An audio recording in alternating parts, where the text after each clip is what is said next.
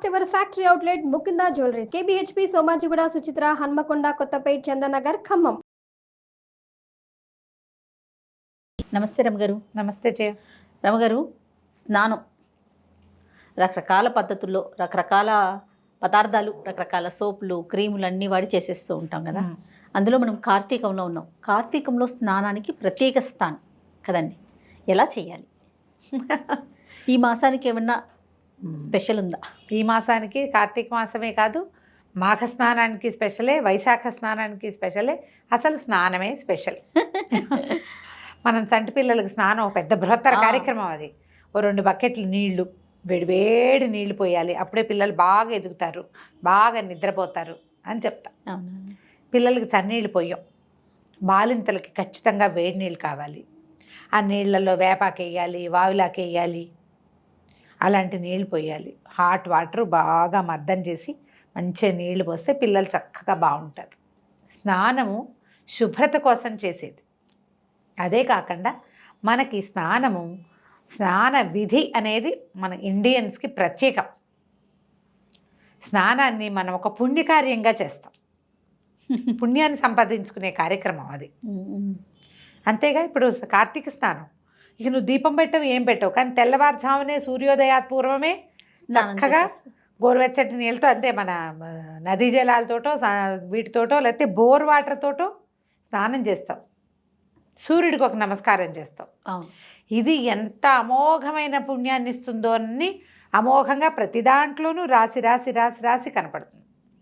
ఇంకా ప్రపంచ దేశాల్లో ఏ ఒక్క దేశంలోనూ స్నానం ఒక రిచువల్గా లేదు.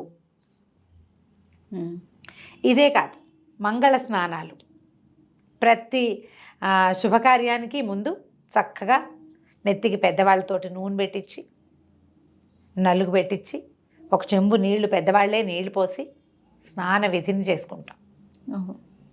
మంగళ స్నానాలు తప్పదు కదా. పురిటికి స్నానం, పిల్ల పెద్ద మనిషి అయింది స్నానం. మా ఇళ్లలో పీరియడ్స్లో కూడా 4వ రోజున ఎవరైనా ఓ చెంబు నీళ్లు పోస్తేనే మా స్నానం పూర్తయ్యేది.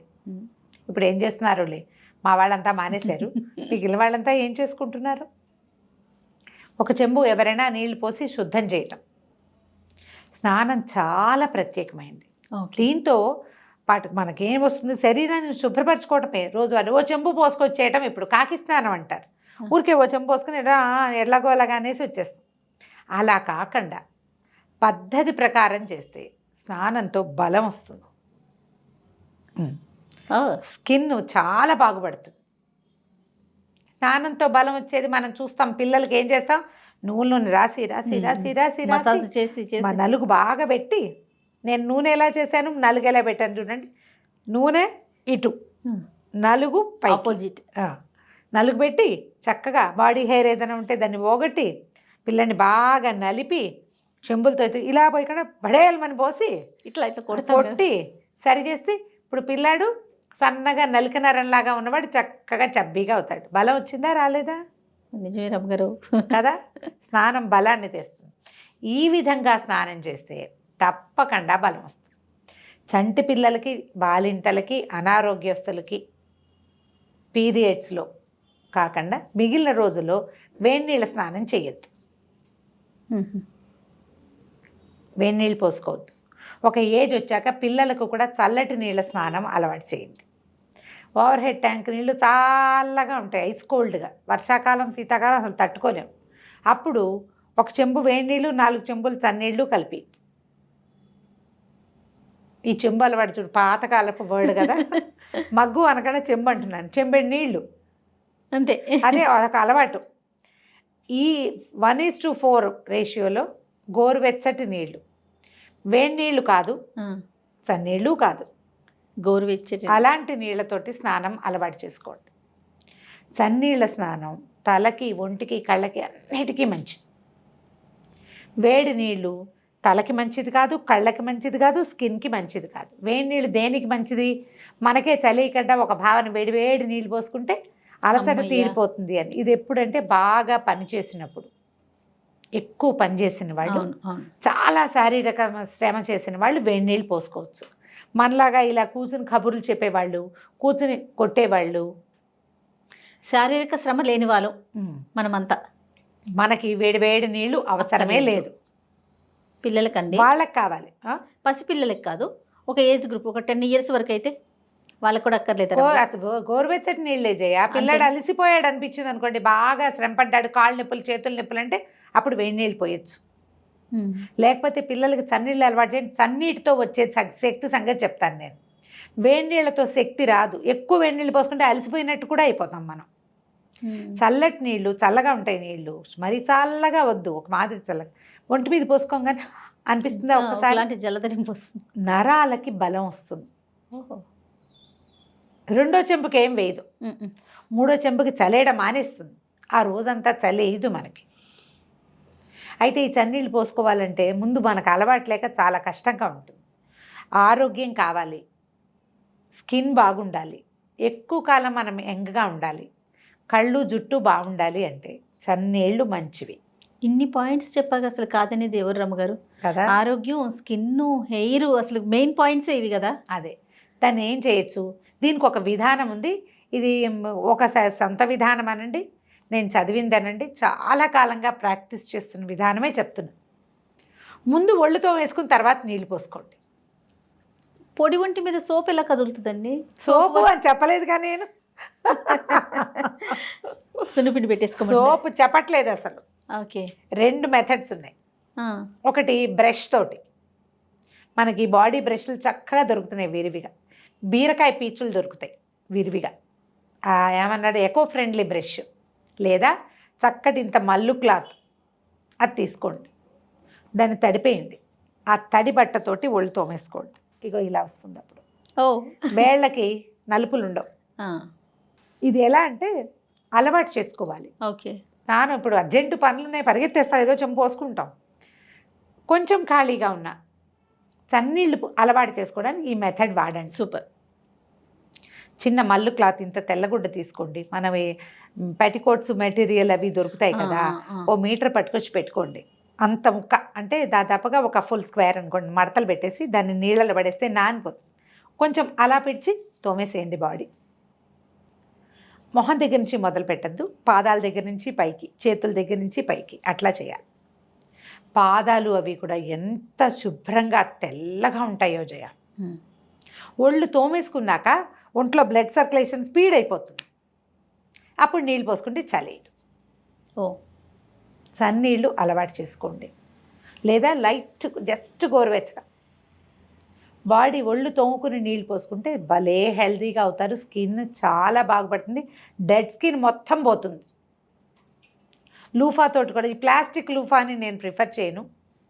బీరకాయ పీచులు చక్కగా మనకి దొరుకుతాయి. నేను దొరుకుతాయి అని చెప్తున్నా కానీ దొరుకుతాయి అన్న గ్యారెంటీ దొరుకుతాయి. ఓకే చోట్ల ఓకే. అయితే ఒకటి ఇలా రౌండ్గా ఉండి వట్టివేళ్లలాగా కనపడుతుంది, దాన్ని ఏం పెద్ద నమ్మద్దు.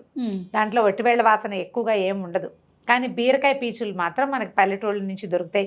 నేనైతే ఎగ్జిబిషన్లో కొంటున్నాను చెప్తున్నాను. సంవత్సరానికి ఒకసారి ఎగ్జిబిషన్ పెడతారు. 2 ఏళ్ల నుంచి లేదు, పాతవి అప్పుడేవో ఎక్కువ కొనుక్కొచ్చాం. కలకత్తా ఆ వైపు బాగా దొరుకుతాయి. పెద్ద పెద్ద మాల్స్లో కూడా దొరికేస్తున్నాయి రమ్మగారు, కనిపిస్తున్నాయి చాలా చోట్ల చూసాను. అయితే కొనుక్కోండి. ఇంత బీరకాయ పీచు ఉంటే దాన్ని సగానికి కట్ చేయండి, మనకు ఒక హాఫ్ ముక్క సరిపోతుంది. ఇంత ముక్క చాలు. కొంచెం 10 ఏళ్ళు వచ్చిన పిల్లలకు కూడా బీరకాయ పీచు కరకరలాడించకండి, గీతలు పడిపోతుంది. కొంచెం నానబెట్టండి దాన్ని, అది మెత్తగా అయ్యాక తోముకోవాలి. అవును, అలవాటు చేసుకోండి. మొహం కూడా ఈ క్లాత్ తోటి తోముకోవచ్చు. మెడ నలుపులు పోతాయి, చెవి వెనకాలుండే మురికి వదిలిపోతుంది, చెవులు శుభ్రంగా అవుతాయి. స్నానం చేసేసేయండి, ఇట్లా అలవాటు చేసుకోండి. ఇప్పుడు ఒకవేళ ఇది కాదు, నేను ఈ బాడీ బ్రష్లు అవి చావలేనండి, నా వల్ల కాదు, నాకు డ్రైగా ఉంటుంది అంటే చక్కగా సున్నిపిండిలో చారెడంత నూనె వేసి, అంత సున్నిపిండి అంత నూనె వేసి కలపండి, నీళ్ళు పోసేసి దాన్ని ఒంటికి పట్టించండి, దాన్ని తోమేసుకుని నీళ్ళు పోసుకోండి. అప్పుడు చన్నీళ్ళు హాయిగా పడతాయి. ఓకే, హాయిగా చన్నీళ్ళు పడతాయి. స్కిన్ కేర్కి ద బెస్ట్ స్నానమే ఎప్పుడు కూడా. ఈ స్నానాన్ని మనం ఎలా చేస్తాము అనేది చూసుకోవాలి. లైట్గా ప్రతిరోజు నూనె రాసుకొని స్నానం చేయటం కూడా. నూనె ఏంటంటే మన పైన ఉన్న డెడ్ స్కిన్ని, ఇంప్యూరిటీస్, ఏవైతే టాక్సిన్స్ బాడీ నుంచి రిలీజ్ అయినవి కూడా, చెమటతోటి టాక్సిన్ రిలీజ్ అయిపోతుంది, ఆ చెమట పోదు, డెడ్ స్కిన్ని పట్టుకుని ఉండిపోతుంది. నూనె రాస్తే అదంతా దాంతోపాటు వచ్చేస్తుంది. నూనె రాసుకోవటం, సునిపిండితో ఒళ్ళు తోముకోవటం పోతుంది. లేదా ఈ బాధ పడలేం మనం. వారానికి ఒక్కరోజు నూనె రాసుకొని శుభ్రంగా వదిలించుకోండి. ఆ రోజు బాగా నలుగు పెట్టుకోండి. ఓకే, నలుగు పెట్టుకున్నాక కూడా గోరువెచ్చటి నీళ్ళే సరిపోతాయి. జిడ్డు వదలదు కదా అని అనిపిస్తుంది. మీకు అనారోగ్యము, చల్లదనాన్ని సహించలేరు, ఏవో ఆరోగ్య పరిస్థితులు ఉంటే పిల్లల్ని కూడా వాళ్ళ పరిస్థితిని చూడండి. మనం చన్నీళ్ళు మంచివని నేను చెప్పానని పోసేయటం కాదు. కొంతమందికి ఎక్కువగా జలుబుండే తత్వం ఉంటుంది కదా, సైనసైటిస్లు అవి ఉన్న వాళ్ళు గోరువెచ్చటి నీళ్ళకి వెళ్ళి షిఫ్ట్ అవటమే. తలకి కూడా ఎప్పుడు వేడి నీళ్ళు మంచిది కాదు, జుట్టు తొందరగా పాడవుతుంది. తర్వాత ఏదైనా కలర్లు హెన్నాలు గిన్నాలు పెట్టుకుంటే కండిషనింగ్ చేస్తే అదంతా వేడి నీళ్ళతో తగ్గిపోతుంది. అవునవును. ఆ ఖర్చు పనికి పని వేస్ట్ అయిపోతుంది. గోరువెచ్చటివి, గోరువెచ్చటి నీళ్ళే ప్రిఫర్ చేయండి. హెల్దీయెస్ట్ థింగ్ ఏంటంటే చల్లవి, హెల్దీయే గోరువెచ్చటి నీళ్ళు. వేడి నీళ్ళు అంత హెల్దీ కాదు. కాకపోతే ఈ పరిస్థితుల్లో పసిబిడ్డలు, గర్భవతులు కూడా చన్నీళ్ళు పోసుకోవద్దమ్మా, గోరువెచ్చటి నీళ్ళు పోసుకోండి.